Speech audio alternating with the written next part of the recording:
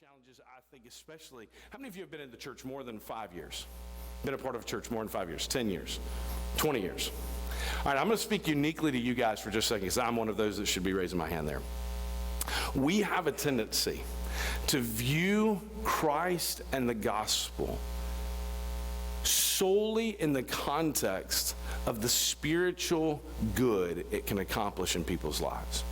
We view the gospel as the ultimate answer to the ultimate problem of sin, which it is, but that is unfortunately the only aspect that sometimes we choose to emphasize.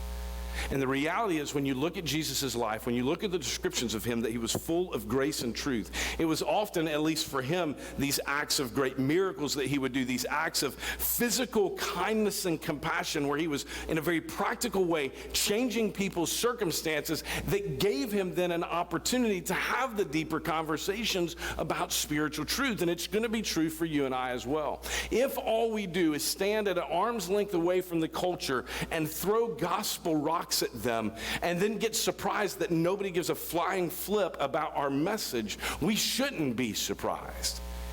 People aren't going to care until we are willing to invest our lives in them, until we are willing to be a part of God accomplishing very practical, real, and tangible good in their lives, because that is what often opens up their hearts. That is what God chooses to use to soften their spirits in a way that they're willing to listen to the message that we have to share. And it was true for Jesus. Over and over and over again, you see him doing some kind of practical good, some kind of practical ministry, often in his case, some act of healing in people's lives, radically but practically changing their circumstances, and then through that earning the right from them to hear, for them to hear the gospel message that he would proclaim. And so his identity was the authority he needed to proclaim this message of the kingdom and the gospel. But that message was oftentimes built on his ministry, which is this act of healing, this act of serving the good for the greater and common good of the people that were around.